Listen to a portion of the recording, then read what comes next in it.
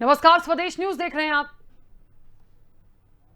नमस्कार स्वदेश न्यूज देख रहे हैं आप। मैं हूं आपके साथ राखी और हमारी खास पेशकश चालबाज चीन में आप सभी का स्वागत है। भारत और चीन के बीच पिछले 1 साल से चल रहा सीमा विवाद खत्म होने का नाम नहीं ले रहा। दोनों देशों के बीच तनाव घटाने के लिए 1 साल तक सैन्य और राजनीतिक स्तर पर बातचीत का लंबा सिलसिला चला। बीच में इसके सकारात्मक परिणाम भी दिखे, लेकिन चीन बीच बीच में अपनी चालबाजी से बाज नहीं आ रहा। क्या है चीन की नई चालबाजी और क्या है उससे निपटने की भारतीय रणनीति? इसके साथ ही चीन से निपटने की चुनौती पर हम कितने खरे उतरे हैं, उस पर हम चर्चा करेंगे। लेकिन उससे पहले आपको बता दें कि पिछले दिनों कांग्रेस नेता राहुल गांधी ने एक अमेरिकन प्रोफेसर से बातचीत में भारत के चीन के सामने झुकने के जो आरोप लगाए, उसमें कितना दम है? आखिर चीन को देश की छाती पर चढ़ने का मौका किसने दिया? 1962 में ही उसे माकूल जवाब दे दिया होता तो क्या आज हमारे दरवाजे पर आए दिन ललकारने की चीन हिमाकत कर पाता? चलिए हम चर्चा की शुरुआत करेंगे, लेकिन आपको बता दें कि वाकई में ये तमाम चीन और भारत, बहुत बार हमने अच्छा संबंधों की बात देखी, सुनी, करी भी गई है, लेकिन आखिरकार क्या हो रहा है मानने को तैयार नहीं है। और अभी भी पूर्वी लद्दाख की हम बात करें, जिस सीमा को लेकर विवाद है, उस पर वो जमघट लगाए बैठा है। हम विस्तार से चर्चा करेंगे। कई मेहमान हमारे साथ जुड़े हैं। सबसे पहले आपका परिचय करा देते हैं। प्रफुल्ल बख्शी जी हमारे साथ जुड़े हैं, जो कि रक्षा विशेषज्ञ हैं। प्रफुल्ल बख्शी जी, बहुत स्वागत स्वदेश न्यूज से जुड़ने के लिए। और राजनीतिक विश्लेषक के रूप में रमेश शर्मा जी हमारे साथ जुड़े हैं। रमेश जी, आपका भी बहुत स्वागत है। चर्चा की शुरुआत सबसे पहले प्रफुल्ल जी आपसे करना चाहती हूं। अभी तक की बात करें तो पूर्वी लद्दाख में भारत और चीन के बीच 1 साल से चल रहा यह सीमा विवाद सुलझ नहीं रहा है। बातचीत का दौर हो गया और सबसे बड़ी बात, 11 दौर की बातचीत हो चुकी है और मुझे लगता है और चर्चाएं चलेंगी, लेकिन मानने को तैयार नहीं है। क्या मुख्य रूप से वजह आ रही है? क्या वजह माना जाए कि चीन मानने को तैयार नहीं? देखिए, इससे पहले कि मैं जवाब दूं, आपकी एको बहुत आ रही है। इससे पहले कि मैं जवाब दूं, आपको मैं ये बता दूं इसका बैकग्राउंड थोड़ा सा। अभी आपने जो नैरेटिव दिया है उसके हद तक काफी सही बात है कि ये हालत कैसे आई। अभी देखिए, जब लास्ट ईयर 2020 अप्रैल में जब इंकर्जन स्टार्ट हुआ था, आपके आंखों के आगे चीन अंदर आ रहा था, घुस रहा था। आपकी फौज खड़ी थी, आर्मी के आगे आईटीबीपी खड़ी थी और आईटीबीपी कंट्रोल कर रही थी। होम मिनिस्ट्री के अंडर थी, आर्मी डिफेंस मिनिस्ट्री के अंडर में है। तो ये जो एक तरीका जो अपनाया था हमने, उसको देखकर उसी के बदौलत चीन अंदर घुस गया। पहले 2.5 ब्रिगेड जब घुस रही थी, उस समय हमने मीडिया में बोला था कि अभी अटैक हेलीकॉप्टर लगाइए, अभी रुक जाएंगे और 25 किलोमीटर की घाटी में सब फंस जाएंगे। पर ये बात कोई गवारा नहीं हुई। इसलिए नहीं होती, ये पॉलिटिकल डिसीजन नहीं होता जो हम सब सोचते हैं। ये अंदर जब ब्यूरोक्रेटिक मशीनरी बैठी है, बात उनके पास जाती है। पॉलिटिकल लीडर्स को तो समझ भी नहीं है। आपको मैं बता दूं, पॉलिटिकल लीडर्स को लिमिटेड समझ होती है। वो भगवान नहीं है कि उन्हें हर एक चीज समझ जाएंगे। जितना उनका एक्सपीरियंस है उसके हिसाब से जो उनको एडवाइस दी जाती है, एडवाइस अगर गलत दिया जा रहा है तो आप किस तरीके से सही कदम उठा सकते हैं। पर ये जो स्थिति हुई हमारी, जो हमारी इंटरनल स्थिति हुई है, ये 70 साल से है। इसका कौन जिम्मेवार है? ये जो जिस तरीके से हम अपना इंटरनल मामला चला रहे हैं, इसीलिए फौज को जब आप क्लियर इंस्ट्रक्शन नहीं देंगे, सिर्फ मुंह जबानी मीडिया के आगे बोलने से नहीं होता। क्लियर इंस्ट्रक्शन होती तो आपकी एयरफोर्स खड़ी थी, वो उन्होंने अटैक हेलीकॉप्टर लगा देने थे, लोडेड एयरक्राफ्ट थे। ये वही बात हुई जो सन 62 में आपके 6 स्क्वाड्रन मौजूद थे, फाइटर स्क्वाड्रन, और आपकी आर्मी घिरी हुई थी। उनको जरूरत थी एयरफोर्स की, और एयरफोर्स को हटा के निकाल के पंजाब में भेज दिया। ये किसी को समझ भी नहीं आती मैं क्या बोल रहा हूं। मतलब आपने अपने शस्त्र उठाकर कहीं और भेज दिया और दुश्मन आपकी छाती में बैठा हुआ है। बिल्कुल। ये क्यों हुआ? क्योंकि गलत नीतियां, गलत समझ, गलत doctrine. Nehru was not a military man, उसको एडवाइस देने वाले करेक्ट नहीं थे। ये प्रॉब्लम हुई। जहां से इंफॉर्मेशन मिल रही है वो प्रॉब्लम हुई। तो इसीलिए ये सारा का सारा आपने जो देखा ये चलता आ रहा है। हमने प्रिपरेशन ही नहीं करी बॉर्डर्स के ऊपर। हमारे जहां पे चाइना के फौजी और टैंक्स रेलगाड़ियों में आते हैं, उतरते हैं बॉर्डर के ऊपर, हमारे बंदे महीनों महीनों चल के कभी म्यूल के ऊपर कभी पैदल पहुंचते हैं। आप बताइए, उनकी 6 एयरफील्ड हैं सिर्फ लद्दाख से लेके अरुणाचल तक बॉर्डर के सामने। आपके पास जो आपके सेकेंड वर्ल्ड वॉर के जो बने हुए हाथीमारा, डोगरा, जोरा, झमुआ, उसके हिसाब से नहीं है। वो अपना पूरा का पूरा बॉर्डर आपके दरवाजे तक लेके आ गए हैं। Railway stations, ordnance depots, ammunition depots, armoured fighting vehicle depots, सारे के सारे लेके आए हैं रडार स्टेशन तक। ये उनकी तैयारी है। और उसी के बदौलत जो आपने बात देखी, ये आपके अंदर घुसे हुए हैं। अभी आपको आनाकानी कर रहा है, मैं हॉट स्प्रिंग से नहीं निकलूंगा, मैं गोगरा से नहीं निकलूंगा, क्योंकि आपने बहुत चतुराई से, बहुत समझदारी से हाइट्स ली थी, 7 हाइट्स और कैलाश हाइट्स। वो वापस क्यों कर रहे हैं? और वापस क्यों कर रहे हैं? कि किसकी नीति है? ये किसने एडवाइस दी है? ये समझ नहीं आती। और अभी किसी फौजी से पूछिए क्या बात है। मेरे को लगता है हमारे फौजी कमांडर भी कमजोर पड़ रहे हैं। वो कमजोर चाइना के आगे नहीं, पॉलिटिकल लीडरशिप के आगे। जबान नहीं खोलते, बोलते नहीं है, क्योंकि सिविल और मिलिट्री का जो उनके मन में लगाया हुआ है कीड़ा, वो उनको मिसलीड कर रहा है। और ये प्रॉब्लम आ रही है। और इसीलिए आपको ये दिन देखना पड़ रहा है। आप एक क्वेश्चन पूछ रहे हैं, क्योंकि पिछले 70 साल से जो हमारी नीतियां थी, डॉक्ट्रिन, देखिए 1995 में रैंड कॉर्पोरेशन ने एक पेपर लिखा कि भारत की सन 47 से लेके 95 की बात हो रही है कि अभी तक कोई मिलिट्री डॉक्ट्रिन, सिक्योरिटी डॉक्ट्रिन ही नहीं है। आर्मी, नेवी, एयरफोर्स सारी लड़ाइयां बिना डॉक्ट्रिन के करती हैं, यानी कि तुक्के में कर रही हैं। हो गया तो हो गया, नहीं तो नहीं, ये ऐसे कर रहे हैं। और आपकी सिक्योरिटी, इंटरनल सिक्योरिटी नहीं है। वही हुआ 62 में जब एयरफोर्स की मांग हो रही है, तो किसी ने नेहरू जी को डरा दिया कि अरे आपने चाइना को अंदर के ऊपर आपने बमबारी करी एयरप्लेन से, तो अपनी एयरफोर्स ले आएंगे और बॉम्बे, कलकत्ता, मद्रास, इलाहाबाद, लखनऊ, हर एक जगह बॉम्ब डाल देंगे। किसी को यह भी नहीं पता था कि चाइना की एयरफोर्स में इतने जहाज ही नहीं थे, उनकी रेंज तेजपुर तक ही नहीं थी, वो आ ही नहीं सकते थे। पर कौन समझाए? क्योंकि नॉलेज नहीं है, इंटेलिजेंस नहीं है, और किसी की सुनना नहीं चाहते, डरे हुए हैं। रात को अमेरिका को लेटर लिख रहे हैं कि मैं 12 स्क्वाड्रन, अमेरिकन स्क्वाड्रन भेजिए, अपने स्क्वाड्रन को छोड़कर। आप कैसे लड़ाई करेंगे? ये सारी की सारी जो है बिना डॉक्ट्रिन के लिखे की बात होती है। 95 के बाद जल्दी जल्दी में हम लोग ने डॉक्ट्रिन लिखी, जो अभी भी पूरी नहीं है। तभी तो कारगिल की लड़ाई में क्या हुआ, एयरफोर्स को लगाने की बात आ रही थी और आनाकानी हो रही थी कि दुश्मन भी एयरफोर्स का इस्तेमाल करेगा। दूसरे कह रहे हैं आप एलएसी को क्रॉस मत करिए। अरे क्यों ना क्रॉस करें? ये सारी की सारी डॉक्ट्रिन्स में बातें लिखी होती हैं, जिसका पूरा अभाव था और अभी भी काफी हद तक अभाव है हमारे पास। बिल्कुल, ये प्रॉब्लम है हमारी। चलिए प्रफुल्ल जी, इसलिए आपने मेरे को एक क्वेश्चन पूछा आज।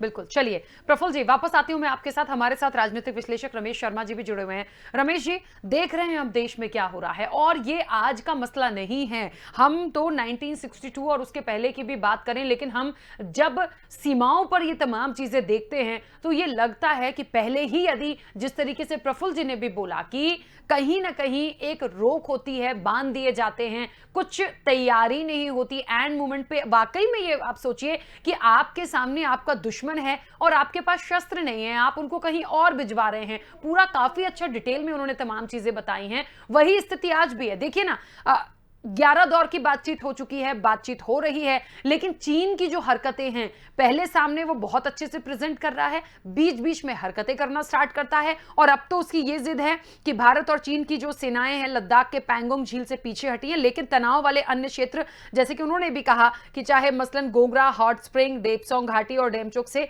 मतलब कुछ ना कुछ ऐसी जगह अभी भी हैं जहां से चीन वापसी करने में सीमा से आनाकानी कर रहा है। मतलब आपके दिल में खोट है, आप चाहते हैं कि पीछे से वार करें, आप भारत के सैनिक वहां से हटते हैं, बातचीत होती है, लेकिन आप कहीं ना कहीं धोखा देंगे। और वाकई में इसीलिए कहा भी गया आज इस चर्चा में कि बिल्कुल भी जो ड्रैगन है भरोसे लायक नहीं है।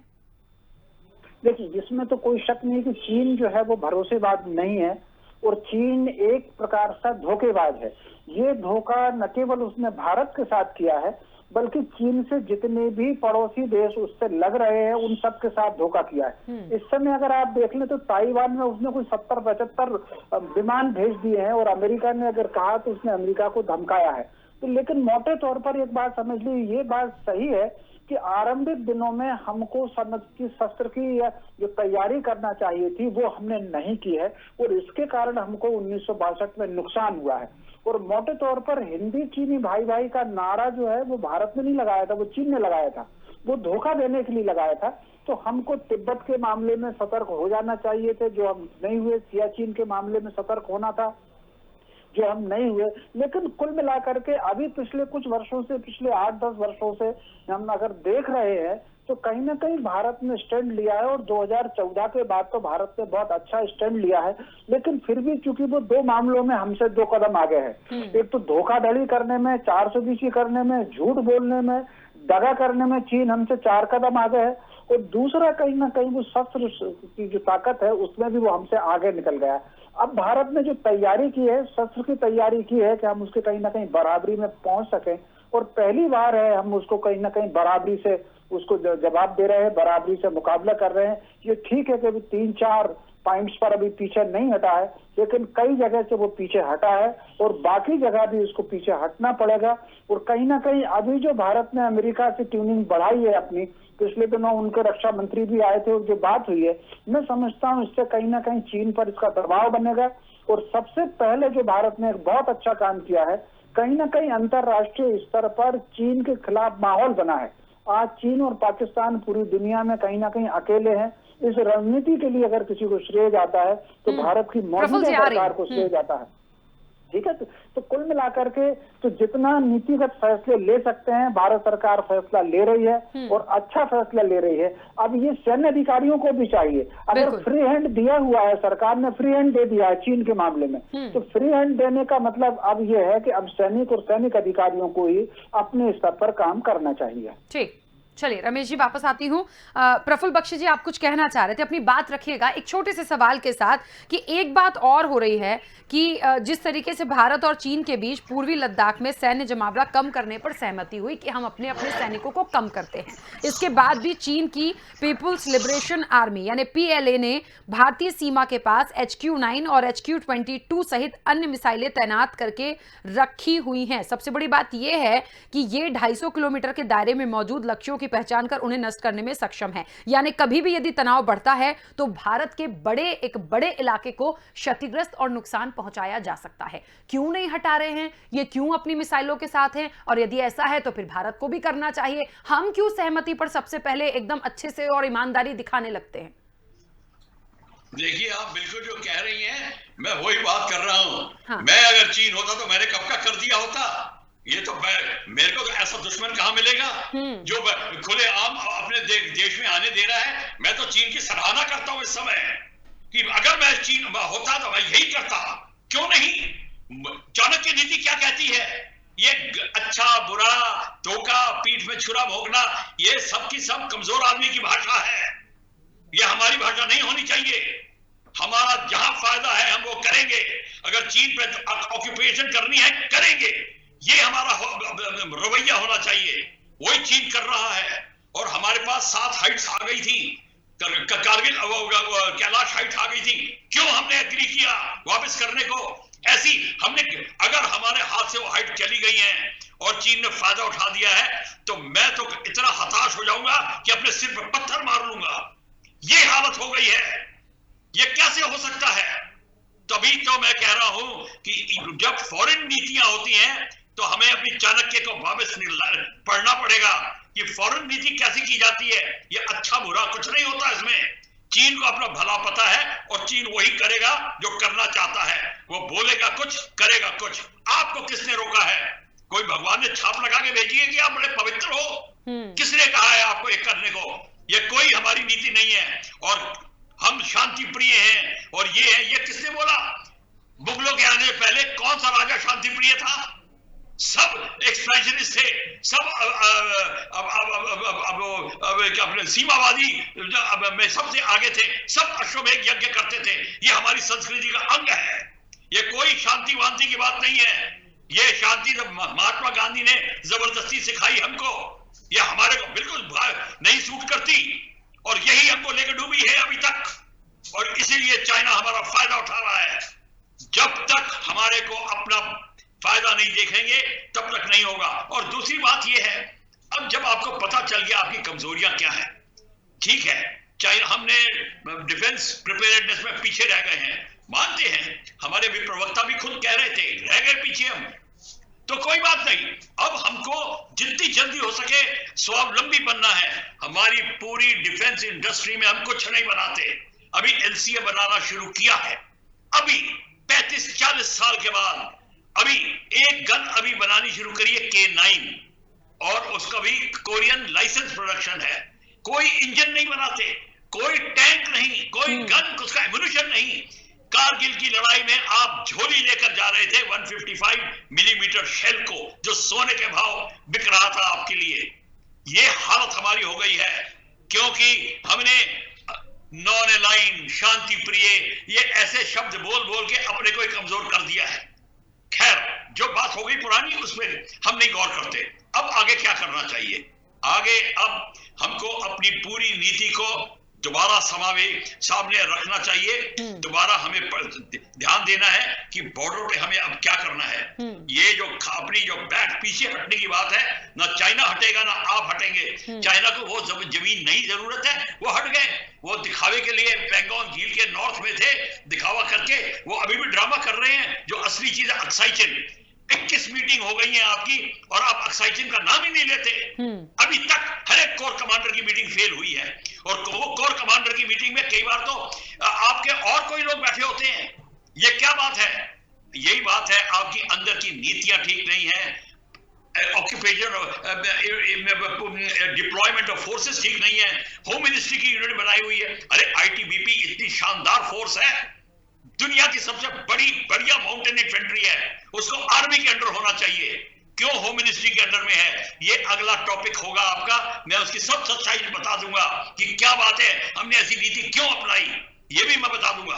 क्या इसमें नहीं बोलूंगा मैं, क्योंकि यहाँ पे हमारा एम कुछ और है, और ये है कि अब हमको चाइना के खिलाफ जो है पूरी की पूरी 2 फ्रंट वॉर की बात है। हमारे रफेल कम पड़ रहे हैं, अभी कम है, हमें लीज पे लेके आने चाहिए, और वेट लीज लीजिए, 3 स्क्वाड्रन 4 स्क्वाड्रन मंगाइए, और जब पूरे पड़ जाए वापस कर दीजिए लीज को। ये हमको करना चाहिए एकदम से। हमारे स्क्वाड्रन की कमी है, 15 स्क्वाड्रन का मतलब है 300 जहाज आपकी कमी है अभी।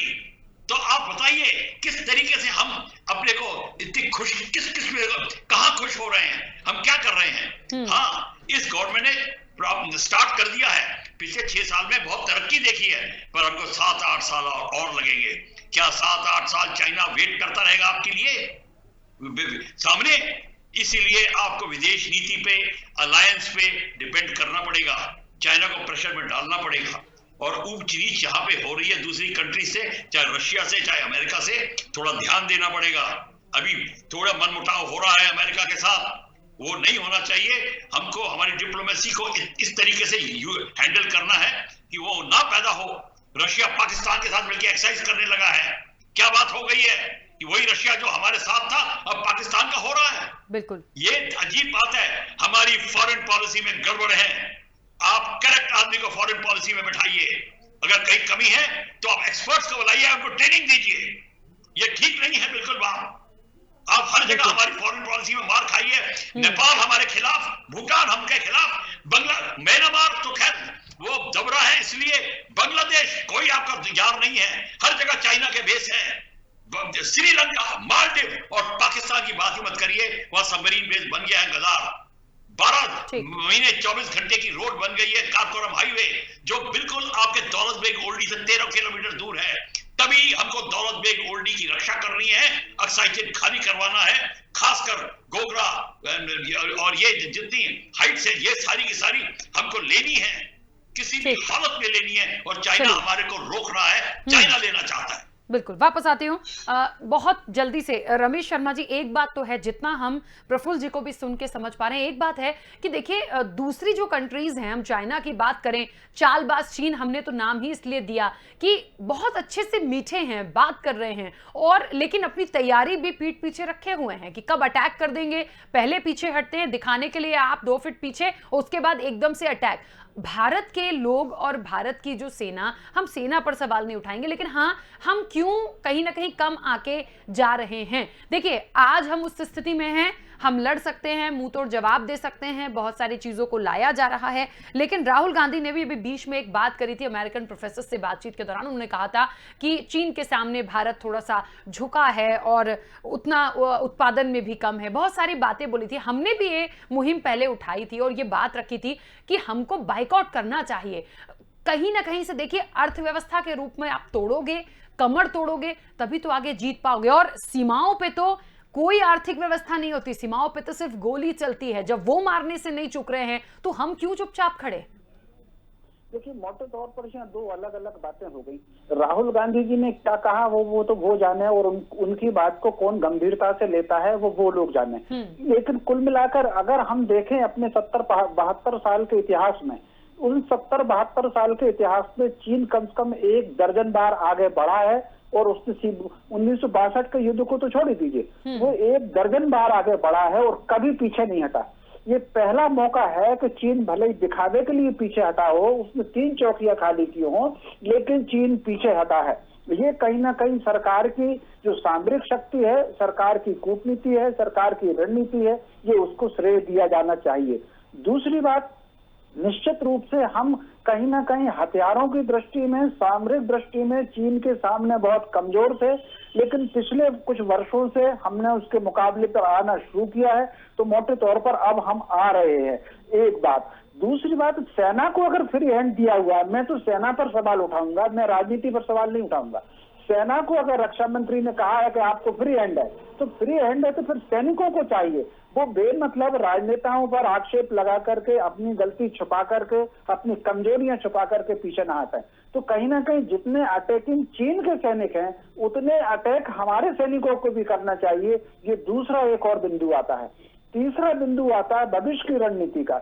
मान करके चलिए कि हमने भी वहां पर सड़कें बनाई हैं, हमने भी कहीं ना कहीं सरकार काम कर रही है। अपनी सरकार को इतना कमजोर करना और दूसरे का हाईलाइट करना, मैं इस पक्ष में नहीं हूं। सरकार अपने साधन से, अपनी सुविधा से काम कर रही है और चीन को पीछे हटा रही है, और इसीलिए चीन जो भारत का गुस्सा था वो अब जाकर के ताइवान पर निकाल रहा है। तो मोटे तौर पर जो अंतर्राष्ट्रीय स्तर पर भारत की जो जमावट है, आगे चल करके भैया चीन से सामान नहीं मंगाते तो क्या करते। कहीं ना कहीं ये जो हमारे यहाँ बेईमान किस्म का व्यापारी और भ्रष्ट किस्म का अफसर है, इनकी मिली भगत के कारण जो चीन का सामान आ रहा है और भारत के बाजार में जाता है, इस नीति को भी तोड़ना पड़ेगा। इस युति को कौन ढिलाई देता है भाई, कौन स्मगलिंग करता है। वहां पर सैनिक तो खड़े हुए हैं बॉर्डर पर, चाहे बांग्लादेश की बॉर्डर हो, नेपाल की बॉर्डर हो, चीन की बॉर्डर हो, चीन का सारा सामान बांग्लादेश और नेपाल के रास्ते आता है। वहां पर जो सैनिक खड़े हुए हैं वो अगर रोक देंगे तो कैसे आ जाएगा स्मगलिंग का सामान। तो कहीं ना कहीं सैनिकों को एकदम क्लीन चिट देना, मैं सैनिकों को क्लीन चिट बिल्कुल नहीं देता। सैनिकों को चाहिए कि जो आक्रामकता चीन के लोग दिखाते हैं वो आक्रामकता दिखाएं, सीमा पर सख्ती करें, एक भी चीज चीन की भारत के भीतर ना आए, ये सैनिकों को चाहिए।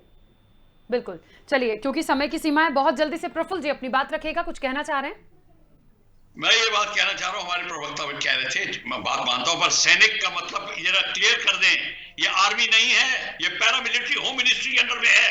यही मैं चिल्ला रहा हूँ इतनी देर से। ये बीएसएफ आईटीबीपी ये होते हैं जो बॉर्डर पे होते हैं, ये तभी घुस रहे हैं। तो सैनिक को शब्द का इस्तेमाल ठीक नहीं होता। सैनिक मतलब आर्मी, अगर पैरामिलिट्री है तो बोलिए पैरामिलिट्री और होम मिनिस्ट्री। इसीलिए प्रॉब्लम आ रही है, तभी तो आईटीबीपी खड़ी थी और गलवान में घुस गए। आर्मी का कमांडर कुछ नहीं कर पाया, वो सिर्फ डिफेंस मिनिस्ट्री को रिंग करता रह गया। और कौन कहता है कि आर्मी को फ्री हैंड दिया गया है? नहीं दिया गया, हमें पता है नहीं दिया गया। ये सिर्फ दिखावी बातें हैं, बनावटी। कोई नहीं फ्री हैंड है, हर एक बात में परमिशन लेनी पड़ती है। ये बात बिल्कुल गलत है और मैं नहीं मानता इस बात को बिल्कुल भी। ठीक, चलिए, क्योंकि समय की सीमा है, आप सभी मेहमानों का बहुत शुक्रिया इस चर्चा में शामिल होने के लिए। देखिए, 2-3 बातें बहुत महत्वपूर्ण यहां पर निकल कर आई हैं। एक तो चालबाज चीन अपनी हरकतों से बाज नहीं आएगा और भरोसे लायक नहीं है, ड्रैगन धोखेबाज है, यह भी बिल्कुल साफ हो चुका है, आंकड़ों से भी, तथ्यों से भी, और जिस तरीके से हमारे विशेषज्ञों ने अपनी बात रखी उसके बाद भी यह साबित होता है कि चीन अपनी हरकतों से बाज नहीं आएगा। भारत को सतर्क रहना है और जितनी भी चीजें दी जा रही है, एक फ्री हैंड होने वाली बात भी निकली है। यदि कह रहे हैं रक्षा विशेषज्ञ कि फ्री हैंड नहीं है, बहुत परेशानियां वहां पर जाती हैं, तो मुझे लगता है कि वाकई में बहुत गंभीरता से इन तमाम चीजों को लेकर आगे स्टैंड लिया जाना चाहिए और जवाब हमको उतनी ही कड़ाई से देना होगा। हमको इतनी जल्दी भरोसे में नहीं आना है। तो देखिए, लगातार चर्चा चल रही है चालबाज चीन की, लेकिन भारत भी अब तैयार है और जहां यदि कोई कमियां हैं भी, जिस तरीके से रक्षा विशेषज्ञ ने बताया, उसको दुरुस्त भी इस संदेश के माध्यम से, इस डिबेट के माध्यम से हम ये पहुंचाएंगे कि जो भी कमियां उन्होंने बताई हैं वो जल्द दुरुस्त हो और बिल्कुल डट कर सामना हम कर पाए। इस चर्चा में इतना ही, दीजिए इजाजत, नमस्कार।